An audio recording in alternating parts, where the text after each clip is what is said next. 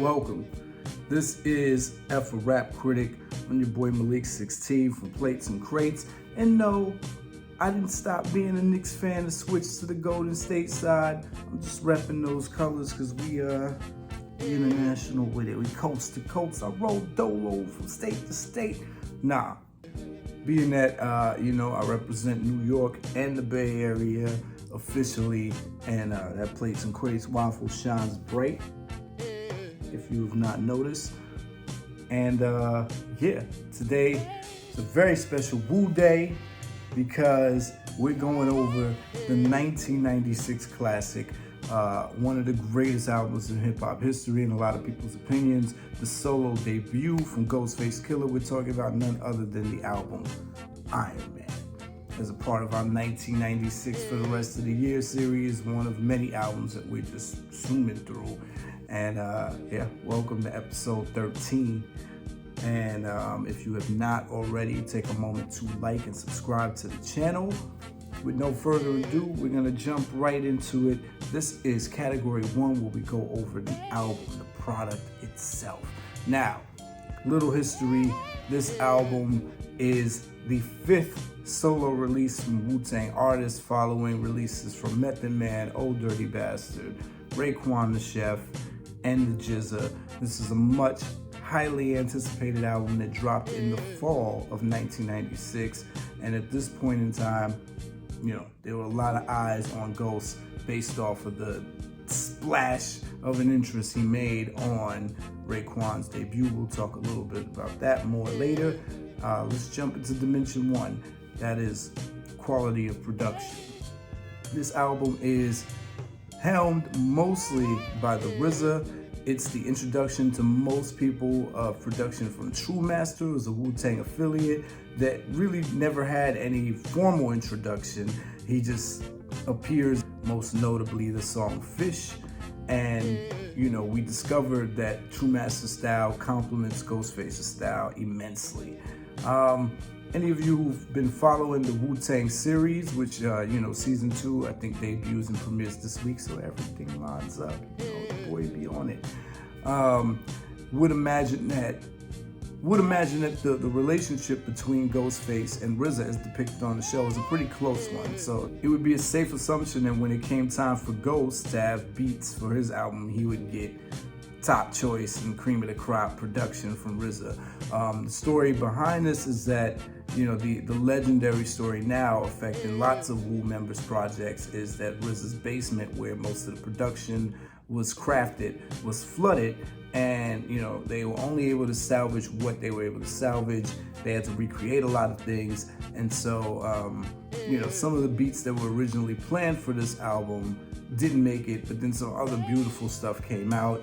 Ghostface said he had a hand in the selection over the years, telling RZA which beats to hold for him as they were going through, their movements and their individual life adventures. So what you get here is what back in the day, the members referred to as chambers. The idea is that each soloist or each individual member was taking you through a different chamber of what the Wu-Tang Clan represented as a whole, right? And so Ghostface's chamber on this album seems to be one that taps into more soulful elements, soul samples, and even a throwback feel. It starts off with blaxploitation clips from The Education of Sonny Carson from the 70s, and we go right into a beat that uses more horns and guitar riffs than other Wu-Tang solos, which were more about, creepy keys, cryptic sounds, haunting voices and things. You get that on here, but not as much as you get the overwhelming feel of soul on this album. There's True Master production. He uses horns. He plays with the horns the most.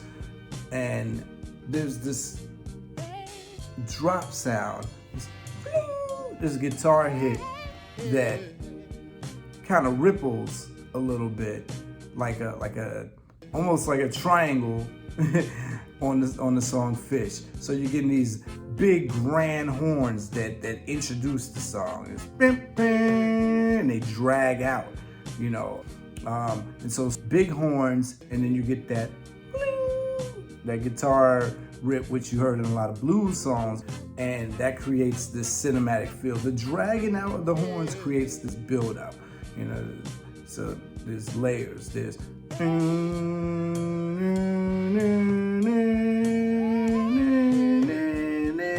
so Ghost's album is introducing some of the dramaticism of that old 70s soul, whether it be Motown, whether it be Stax Records, whether it just be Al Green Records. You're getting that. The Al Green production influence on this album is the most prominent. You're getting those organs and those horns that used to lead or either create the bridges or the vamp outs for Al Green songs, and they are all over this album. And it's the perfect backdrop because the rhymes are dramatic. You can tell RZA had his hand all over the executive production aspect of this, and we'll talk about that in the next dimension, but you're gonna get those. I think back in the day, the magazines described them as arcade sounds, because on a song like Assassination Day, it sounds almost like a beat you would hear on like level 3 of a dark video game. Just a couple notes of the same instrumentation. Sounds like, you know, anyone's first.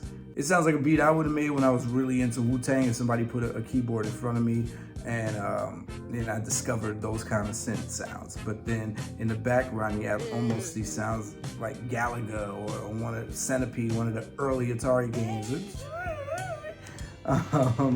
So these distorted sounds. RZA uses harder horns, so his horns on songs like Iron Maiden or Poisonous Darts, they're gonna be aggressive, attacking horns that are up-tempo, as opposed to True Master's dragged out horns. And then we get slow moments like All That I Got Is You and Cam-A. Sounds like Cam-A and Wildflower are the sounds that people have gotten used to or expected from RZA, where you're getting these chimey piano keys and you know, kind of abrupt sampling where the melody goes in and out, but it's still this back and forth melody with you know, hard hip hop drums along with the vocal sample. You're getting lots of vocal samples all throughout, and when they don't have vocal samples, you're getting live vocals. So the Delphonics make an appearance on After the Smoke Is Clear, which is really just a sample of drum rips. Then in the background, if the Delphonics are not singing the words, then they're just doing these haunting harmonies. So RZA is in his bag. He's really playing with different sounds here, but the common thread bringing them all together is soul, because even a darker beat like Motherless Child, you got the blues singing in the background that ties it together.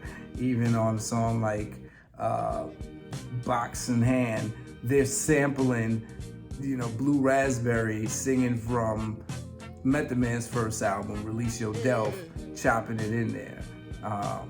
But there's this aggression. Let's talk about a track like Box in Hand. Box in Hand comes in like it's doomsday, like it's the hand of God itself coming down, and it's just this crashing, hard piano, like almost orchestral, operatic kind of sound of you know, piano stacked up, but then this real classical piano overlay when the beat switches.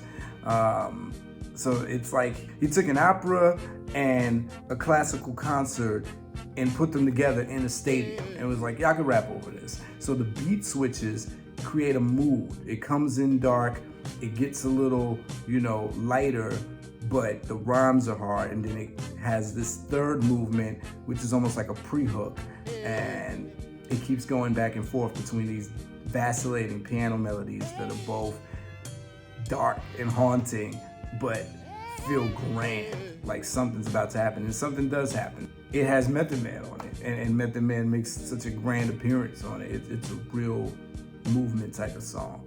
Even the decision here to use the sample from Cornbread Earl and Me, which is another blaxploitation film featuring Lawrence Fishburne, as the main element of the Black Jesus beat, that lets you know how much of a deliberate design was behind this album. I mean, that Black Jesus sample is one of a kind. So, you know, there's a variety of production styles here coming from RZA, And then True Master adds some extra flavor on it. And I think the unexpected track is All That I Got Is You, which is the sample of Maybe Tomorrow from the Jackson 5 that no one had really touched up until then. And they kind of just do a direct rip of it, but allow it to breathe. That's making the song cry before the term song cry or the song cry was a thing. So something to consider on a scale from 1 to 5 heartbeats. That takes us to dimension 2, the cohesiveness of the sonic bed. How well did those beats go together? Well, I mentioned that it seemed like RZA had a definite hand in the executive production of this. Ghostface himself says that he had a big part in how he wanted the album to sound altogether. He was asking RZA to hold certain beats for him over the years, and even though they lost beats, what usually happens in situations like that is that you're able to find new gems by having to start over and still keep old gems and splice and Frankenstein them however you need to do. So Ghost had a definite hand in selecting all of the 70s blaxploitation film samples that he wanted to do. You have clips from JD's Revenge here, you have clips from, again, The Education of Sonny Carson, you have your standard kung fu flick rips and clips that you have to incorporate in every Wu-Tang release. Back in those times, it was just expected and understood you're gonna get at least one, and you get at least one here. Then he had some movie clips that are more on the side of the gangster and mafioso imagery. Where on Raekwon's album, they use a lot of scenes from the Chinese film The Killer. On this album, they use a few scenes from the Japanese series Crying Freeman, which was a manga strip and also a movie and just a series. It was interpreted in a bunch of different ways. Here, he uses the clip before Fish comes on where there's one thing I know about drugs, is that drugs destroy families. Yeah, that organized crime sample from Crying Freeman gives it this seriousness. And my favorite movie of all time is a rip from Carlito's Way. There's even a clip from The Usual Suspects where they're looking for the coke after the song about finding coke. So, you get that. In between, you also get vocal interpolations of popular songs. Those clips and those in-between moments go with the beats themselves, and they are all very strategically placed. This clip is going to follow this song, and even if you feel some beats may not go together, like a song like Soul Controller, it seems like it's all over the place, or Winter Wars is really a frenetic beat. It sounds like somebody letting a balloon go, which is a stark contrast to the songs that came on before it, which are like Faster Blade and 260, which is a Al Green soul sample. But what ties it together is what's created by having these clips that thread it together to keep it's a loose story, but it's a common line that's being pulled all together.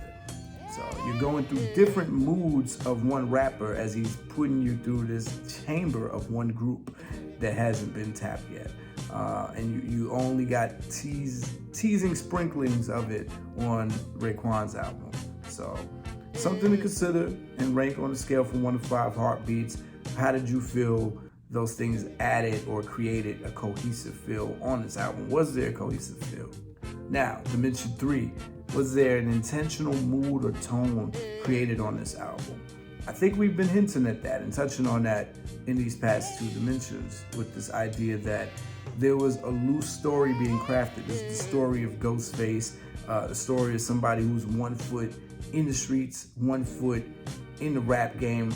Ghost makes a lot of references to Wu-Tang's presence in the game, but also is making a lot of reference and dialogue as if he's still in the streets and active. And if you hear Ghost talk about this time in his life, he said he was pretty active. We'll talk about that in the next category. But the mood here, there's cinematic, there's dramatic. Now, when we say dramatic, it's not dramatic in the sense that it's melodramatic. It's dramatic as if, things are being stretched out with emotion to let you know the seriousness or the level of that emotion, which is apparent on these tracks, right? So a song like Motherless Child has an active element of urgency because it's happening. He's rapping this story about this other kid as if he was right there, eyewitness. So it has that same level of urgency, like, yo. Wildflower has that same level of emotion, but it's more on the angry side. He sounds like he just found out this news about his girl cheating and is venting it live with us. Poisonous Dart sounds like he's about to go on attack. And then, by the time you get to All That I Got Is You and Soul Controller, he seems more contemplative. So the emotion on the album goes in line with the beats and the words and the use of voice. So, it's all a marriage, and as free-flowing and artistic as it was, I think it was very deliberate on the part of Ghost and RZA. When you think about what Ghost is introducing us to, he's introducing us to a soulful chamber, another street chamber, but still with a different flavor, a different feel than Raekwon's, because Ghost has always kind of come off with an energy of right now. Raekwon being the calmer one, the laid back, observe, and then, his favorite word to use, analyze. Ghost is now, right now. And you get that feeling. You get that feeling of every song you're being taken on has to happen now. And there's a vulnerability and a sensitivity on this album in the midst of all the thuggery. I think that's the part of Ghostface that's hard to explain with his projects, is that you are getting a lot of machismo, a lot of chest beating, and violence. But I think sometimes we forget the violence because it's so animated, and not animated in the way where he's being silly or jumping into a character, but animated through the emotional inflection and the dramaticism here. So something to consider on a scale from 1 to 5. Heartbeats, the tone, mood, and theme of this album. All right, that takes us to Dimension 4. The song distinction versus the repetition of words and sounds. It's a Wu-Tang release. RZA's doing all the production. How many of these beats sound the same? Guess what? You'd be hard pressed. You might say Faster Blade and Wildflower can sound similar because it's not a lot. It's just like 2 or 4 notes bouncing back to each other. Dun, dun, dun, dun. How RZA's able to capture us and captivate us doing multiple songs like that throughout Wu-Tang's heyday, where it's just kind of these 4-note songs with hard drums. That's the magic of it, I suppose. You really would be hard pressed to find another 2 beats that you can line up on this album and be like, oh, they sound the same. Poisonous Darts does not sound like Cam A. Daytona 500 sounds nothing like Soul Controller, so on and so forth. So, when RZA wants to sample directly, like a Daytona 500, ripping that straight from Bob James' Nautilus, arguably the most sampled song in hip-hop besides Impeach the President, or he wants to sample straight from the Jackson 5, or he wants to sample straight from, Teddy Pendergrass, it's still gonna all sound like its own space. So I would argue there's no repetition of sounds on this album. Takes us to words. Ghost has his own vocabulary, his own dictionary, and within all of those, there's levels and volumes. It's almost like an encyclopedia where he's not running into these brick walls of repeating the same phrases. You might hear him shout out his projects. He's going to shout out Stapleton a lot. He's going to shout out Wu-Tang and all the variations of their names. Not a lot of room for repetition when you're busy naming random streets and people that the listener just has to be like, okay, we know Ishmael from Park Slope. Like, we know. So something to consider on the scale from 1 to 5 heartbeats. So that takes us to Dimension 5, the amount of songs versus the amount of content on this album. There are about 15 songs, 16 if you count whatever bonus cut you got back in the day. For some people, Soul Controller was the bonus cut. I had it on tape. Soul Controller was the bonus cut. Marvel was the bonus cut for a lot of other people. But yeah, for the most part, 15 tracks. It's in a safe zone. And you're getting songs like Motherless Child on here. You're getting songs like Cam A, where he is clearly and distinctly talking about one topic. Wildflower, one topic. And then there's songs that are kind of shapeless and formless, like Iron Maiden or, Black Jesus. But Again, those clips that come before and after songs give you an idea of where he wants to take you, where Ghostface is taking you, at least some nuance. Fish has a mood to it that's different from the others. It's like a grown hustler, whereas 260 sound like active, reckless hustlers who might be committing the murder. Fish is more like, here's what I want to do when I get this money and get out the game. So I'd say, you know, there's a healthy balance of content on a 15-track album. Ghost definitely has his moods and moments. Something to consider on a scale from 1 to 5 heartbeats. That takes us to dimension 6, the features. Who do you expect to be featured on a Wu-Tang album in Wu-Tang's heyday 1996? All members appear on here with the exception of ODB and the Jizza, but you do get appearances from Inspector Deck. You got Twice, that includes Master Killer twice, that includes the RZA twice.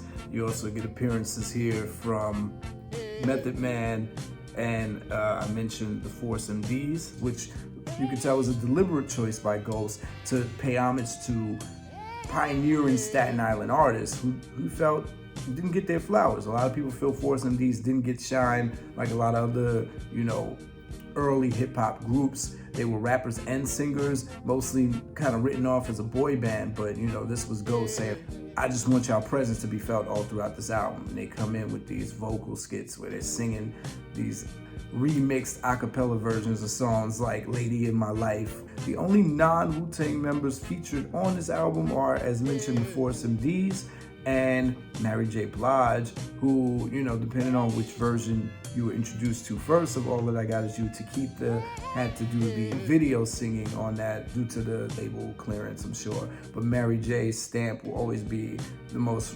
remembered and recognizable because that's the one that got radio play, that's the one on this album. And then, of course, the co-stars of this album, probably, you know, to continue the vibe and synergy that was created on Raekwon's debut, you get Cappadonna and the co-captain here, Raekwon, who gets his own solo song. This tells you how big Wu-Tang was, that we overlook glaring things like the fact that you get a whole solo on someone else's album without it even having this grand explanation or introduction. It just is. Track 3, I'm not even on the song.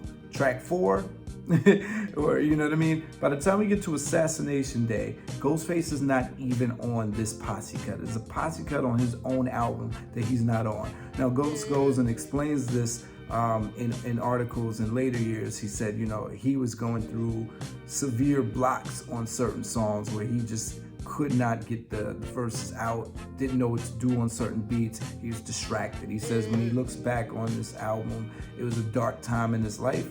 And, you know, he said he felt like he just wasn't all in on songs like After the Smoke is Clear, Soul Controller, and unfortunately Assassination Day. And me being a Wu-Tang head back in the day, I used to bump this, Assassination Day being my favorite song on the album. And it took me a couple listens to realize, oh snap, Ghost isn't even on it. Now Ghost comes back in full force and redeems himself on Winter Wars, which was first featured on the soundtrack Don't Be a Menace to South Central While Drinking Your Juice in the Hood. But he comes blazing with a killer verse that's super memorable on Winter Wars, matching the energy of everybody on there and outmatching some of the energy of some of the Wu-Tang members on there. Cappadonna gives us a performance similar to Cannabis, his first year, you know, really working the scene, where he has this long verse on Winter Wars that stands out. And, you know, from that, he's all talked about after this album for the rest of that year because it's such an energetic, we never hear Cappadonna that hungry ever again. So similar to Cannabis, parallel to Cannabis really, because there was a lot of buzz, a lot of talk after Cappadonna's verse. It was easily understood, all the references he was making, he was going in, it was almost like line after line, but it was the hunger, the energy, the tenacity that made it like, whoa, where y'all been hiding Cappadonna all this time? We heard him on Only Built for Cuban Links, but this is different.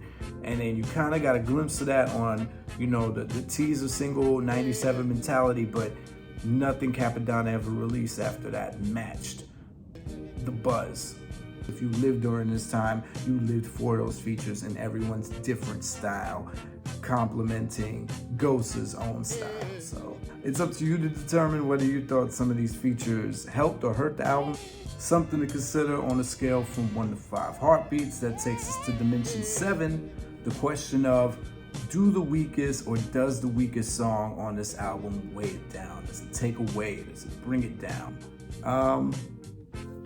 What is the weakest song on this album? That's always an opinion-based thing. That's always up to you. I mean, this is all opinion, but if you don't like the singing on some of the songs, then that's gonna cancel out a good third of this album, because they're singing on Can't Made, they're singing on Daytona 500, they're singing on After the Smoke Is Clear, Soul Controller, and All That I Got Is You. And if you don't like those vocal stylings, then those might take away from you. If you don't like certain Wu-Tang members on songs, then that might be a takeaway. If you don't like songs where Ghost is not on it, and you don't like Assassination Day and Faster Blade, you know, those are things. But the album is so tightly packed and so cohesive and cinematic. I'd wonder what you think the weakest song is. You know, Ghost obviously thinks that After the Smoke Is Clear and Soul Controller might be the weak ones, because he felt the least into those, or at least focused. So I feel like maybe a lot of people feel that way, but that's, as we talk on this channel, probably why the song was at the end. Something to consider on the scale from 1 to 5 heartbeats. That takes us to dimension 8, mass appeal. This was the final year where Wu-Tang Clan was infallible when it came to mass media and mainstream attention. They could do no wrong. They were getting away with songs that weren't even intended to be singles, slow songs, dark songs, creepy songs, songs with no hooks. And the Ghostface album was highly anticipated, and it delivered. The first single out the gate, Daytona 500. You can tell they weren't going for this, you know, super jingly single. They just wanted to come out in full force and showcase skills and energy, and that's what happened. The decision to come out with Can't Made as a single, of course, was maybe a follow-up to the success of Ice Cream on Only Built for Cuban Links, but just Ghostface style. This is way more, you know, directed towards a single woman. Each verse was about, hey, you miss, not to all my ladies who fit under this description. Then, you know, All That I Got Is You ironically winding up being the biggest single from here. All 3 of these singles were unorthodox. None of them fit the radio format at the time, but again, Wu-Tang was getting away with breaking radio format across the board, especially in New York and on the East Coast. So All That I Got Is You becomes this cult classic song, because similar to Dear Mama, we had never heard a rap song that gave us so much emotionality, not from a Wu-Tang member, certainly not from a New York rapper. And, you know, the legend is that this song has made grown men cry, people in prison, people reflect on hard times. It's probably one of the most vulnerable and honest accounts of poverty or growing up broke. That kind of life where Ghost is describing using newspaper for toilet paper, and, you know, the embarrassment of the food stamp and welfare, you know, processes growing up in the 70s and 80s. So it went gold early on, eventually went platinum, and it just solidified Ghostface's status. This is, again, when Wu-Tang could do no wrong, on top of the fact that Ghostface now introduced us to different sides and broke records for what could be done in hip-hop. Anytime you break ground, it's gonna be, you know, accepted and at least talked about, and that's what happened here. Plus, people got a glimpse of Ghost's personality on these songs. So something to consider on a scale from 1 to 5 heartbeats, which takes us to everyone's favorite dimension, dimension 9, the 3 I's: impact, innovation, influence. The impact, again, Ghost introduces a new level of rap where you can cry in a song, or you can really make this song cry. And the hip hop ballad was created. This is the innovation here. Let's talk more innovation. The packaging, the branding, you know, the cover with him continuing this idea that he is the Wallaby Clark guy. He dyes them. He told you about it on Raekwon's album. Now you get this visual element to see what they look like.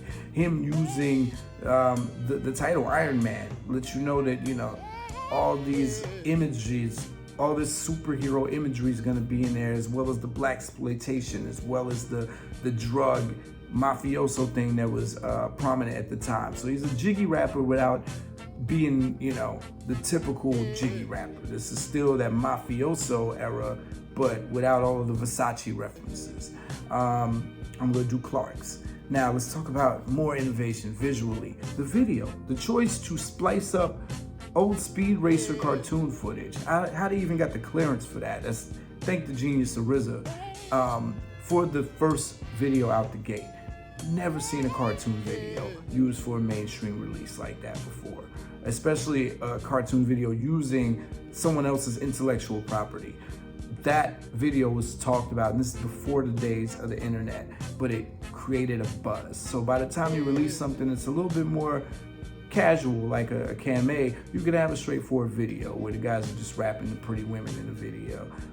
But again, even that's different because Ghostface is doing this second person conversation with the woman, talking about, you know, cheating on his wife, but making you forget that it's a song that even has an infidelity element to it because it's so complimented. Sometimes a black woman just needs to be loved. You get lost in that.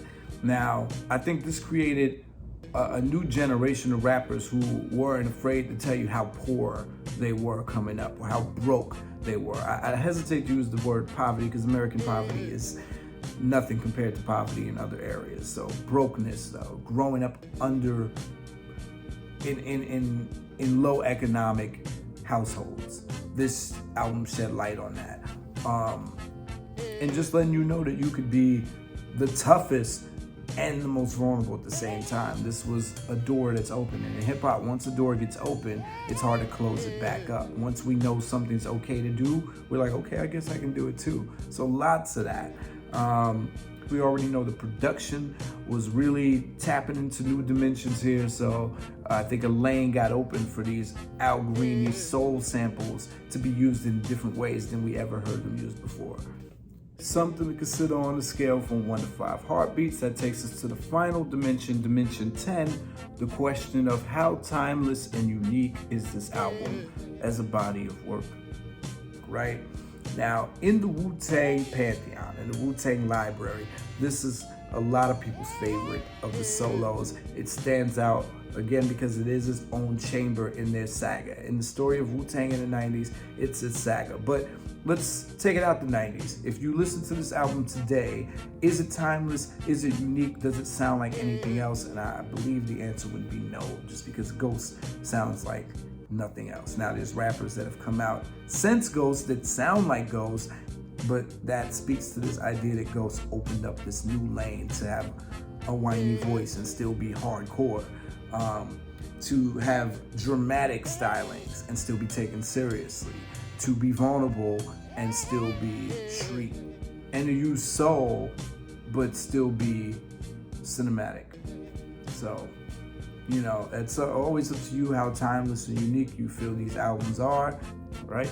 Something to consider on a scale from 1 to 5 heartbeats. That concludes our Category 1 review of the album.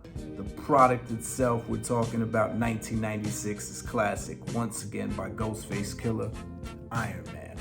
Join us for the next review in Category 2, where we go over Ghostface's rap performance on this album. And until then, y'all know what to do. F a rap critic. They talk about it while I live it. Word to meth.